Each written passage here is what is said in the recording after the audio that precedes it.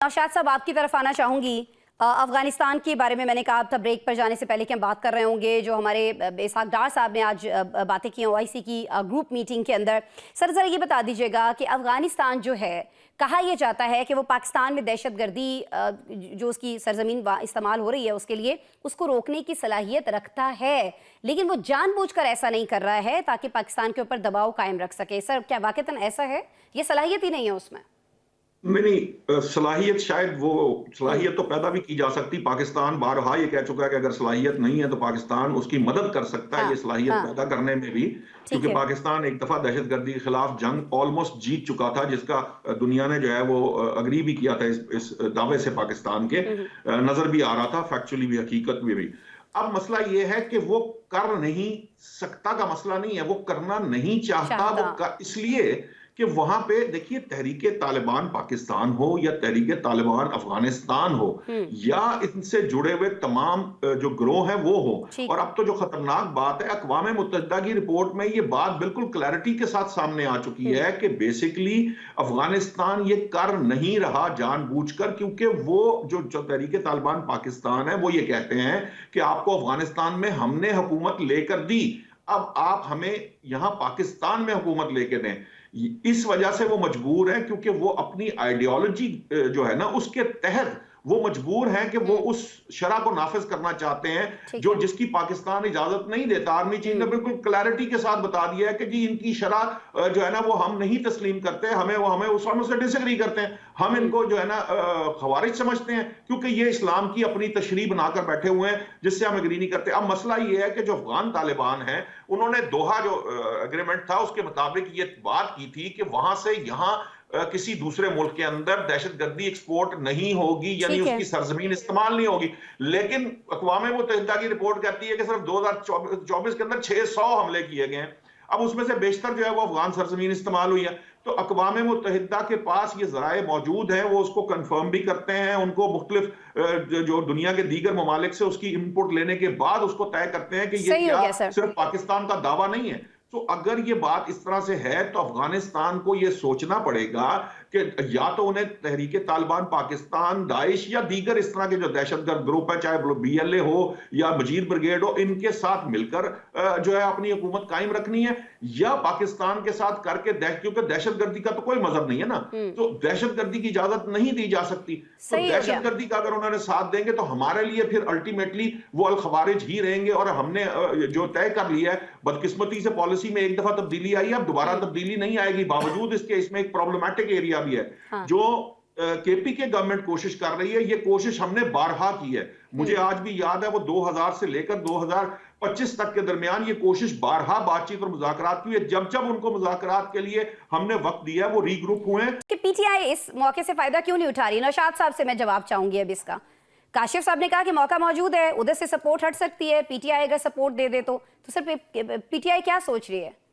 देखिए, पीटीआई इस वक्त जो है ना बानी इस वक्त जेल में है, और पीटीआई इस इतना बड़ा डिसीजन लेने की पोजीशन में नहीं है। दूसरी बात यह है कि जो पीटीआई ने जिस बुनियाद पर वोट लिया है वो एंटी स्टैब्लिशमेंट खड़े होकर वोट लिया है। वो इस वक्त अगर स्टैब्लिशमेंट की गोद में जा गिरेगी तो वो अपना सारा बयानिया खो देगी, बिल्कुल उसी तरह जिस तरह नून लीग ने इलेक्शन से पहले ये सारे मामला जो पीडीएम के हुए थे उस दौरान वो खो दिया था। अब मैं थोड़ा सा आपको पीपुल्स पार्टी का बता दूं। देखिए, आइंदा की जो हुकूमत बननी है, जिस तरह गवर्नर साहब कल फरमा रहे थे कि बिलावल भुट्टो को उन्होंने वजीर आजम बनाना है 2029 में, उसके लिए जरूरी है कि पंजाब से उन्हें सीटें मिले। सिंध पूरा भी वो ले ले, तब भी अगर नेशनल असेंबली की सीटें पंजाब से उन्हें नहीं मिलेंगी तो वो हुकूमत बनाने की पोजीशन में नहीं है। तो वो ये चाहते हैं कि कम से कम साउथ पंजाब में उनको ये इतनी गुंजाइश मिल जाए, वो इतना काम कर लें कि उनको कुछ सीटें मिल जाएं। नून लीग का मसला ये है कि नून लीग कहती है कि आईनी जो वादे थे वो हमने आपके साथ पूरे कर दिए, आईनी पोजीशंस आपने ले ली, लेकिन अगर आप और कोई काम मजीद चाहते हैं तो फिर आप हुकूमत का हिस्सा बने। अगर आप हुकूमत का हिस्सा नहीं बनते तो हम आपको अपने जुस्से से बड़ा हिस्सा नहीं दे सकते। सो इस वक्त जो सिचुएशन है वो ये है कि मरियम नवाज जिस तरह से काम कर रही है, वहां पर जो उनकी जो इस वक्त जो पजीराई है उसका आलम ये है कि नून लीग जो है जो सर्वेस करवाए हैं रिसेंट, उसकी बुनियाद पे बल्दियाती इंतखाबात पंजाब में कराने की बारे में सोच रही है। ये फैसला होने वाला है कि जी बल्दियाती इंतखाबात कब कराए जाएंगे। ये इसलिए है कि जो मरियम नवाज ने काम कर लिए हैं, तो वो ये समझ रहे हैं, हो सकता है गलत हो, लेकिन वो ये समझ रहे हैं कि वो बल्दियाती इंतखाबात भारी मेजॉरिटी से जीत के एक बल्दियाती निजाम खड़ा करने की पोजीशन में आते चले जा रहे हैं। ठीक है। ये वैसे सर अगर वो 8 फरवरी को जीत सकते हैं, जिस तरह से वो जीते हैं, तो बल्दियाती इंतखाब भी जीत जाएंगे। और रह गई सर कारकर्दगी की बात या अवाम में राय की बात, तो अवाम को पता है कि वो ये जो कारकर्दगी दिखा रहे हैं या फिर वोट बैंक को मुस्तहकम करने के लिए कर रहे हैं। हुआ था ना आसमा साहिबा, जो आरटीएस से निजाम शुरू हुआ था, वो निजाम अब मजीद आगे चल नहीं पाएगा। 8 फरवरी था या नहीं था, ये एक अलग डिबेट है, लेकिन हर सियासी जमात ने ये कोशिश करनी है कि कम से कम वो दोबारा उस नॉर्मल टाइम में जाए जहां वो अपनी कारकर्दगी की बुनियाद पर वोट ले सके। अब मामला ये है, मैं जो बात आपसे कह रहा था कि ये सर्वेस के रिजल्ट जो है वो यकीनन पीपल्स पार्टी के लोगों के पास भी, मखसूस लोगों के पास पहुंचते हैं। वो गलत हैं, सही हैं, इस बहस से मुबर्रा होकर इसका फैसला वक्त कर देगा ना, इसका फैसला वक्त कर देगा। शहजाद साहब, नहीं, नसीम साहब और काशिफ साहब दोनों कुछ ऐड करना चाह रहे हैं। सुन लेना, परेशान होती है और वो ये समझती है कि अगर उनको उनका हिस्सा ना दिया गया तो वो 2029 में अगर फर्ज कीजिए वो इस पोजीशन में हुए कि सिंध की कारकर्दगी उनकी बेहतर रही, तो भी वो इस पोजीशन में नहीं होंगे।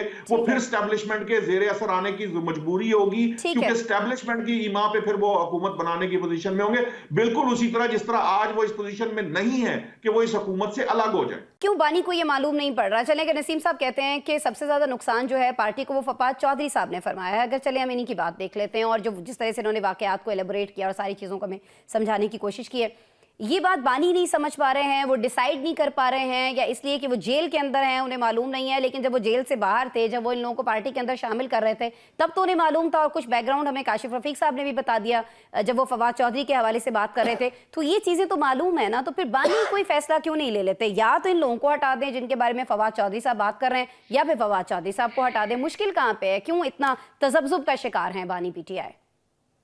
बिस्मिल्लाहिर्रहमानिर्रहीम। ये इस सवाल का जवाब देने से पहले मैं ये जरूर कहना चाहूंगा कि बानी पीटीआई किसके आदमी हैं, ये समझना चाहिए। No comments. असल मामला ये है कि पाकिस्तान जो तहरीक इंसाफ है, जब वो बनाई गई थी और जब उसको ताकत फराहम की जा रही थी, तो वो ताकत फराहम करने वाले जो उस वक्त की इस्टेब्लिशमेंट थी और आज की इस्टेब्लिशमेंट में एक फर्क है। क्या? और इसी तनासुब से पीटीआई के अंदर कुछ फर्क मौजूद है। कुछ लोग जो हैं वो गुज़िश्ता एस्टेब्लिशमेंट से नई एस्टेब्लिशमेंट की आंख का तारा भी बन गए या उनके साथ गुजारा कर गए, कुछ लोग नहीं कर सके। इस एक मामले को आगे बढ़ाया जा रहा है। बानी पीटीआई जो है वो गुज़िश्ता एस्टेब्लिशमेंट से नई एस्टेब्लिशमेंट के दरमियान का सफर नहीं तय कर पाए, तो इसलिए वो जिन मसाइल का शिकार है वो आपके सामने है। अब मामला ये है कि इसमें सियासत कहाँ है। मसला ये है कि आप जब अपने मसाइल से गुजर रहे होते हैं तो आप कुछ लर्न भी कर रहे होते हैं। ये जो डिवाइड की जिसकी आप बात कर रही हैं कि वो हटा क्यों नहीं देते, वो हटाना चाहते नहीं हैं।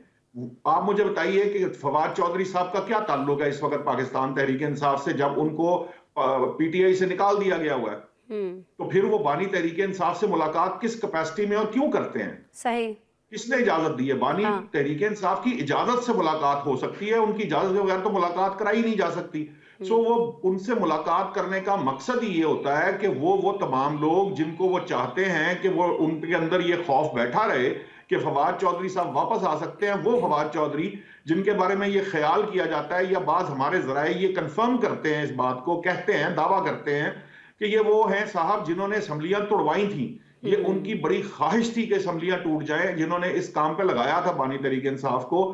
वो फवाद चौधरी साहब जो है उनको मिलने के लिए, और ये बात बानी पीटीआई को क्या मालूम नहीं है? उन्हें नहीं पता कि यहाँ पर जो सीएम से लिखा हुआ एक लेटर जो पहले कई दिन पहले का पड़ा हुआ था, उसको पब्लिक किसने किया था, जबकि तय ये हुआ था कि वो पब्लिक नहीं होगा पंजाब असेंबली को तहलील करने का।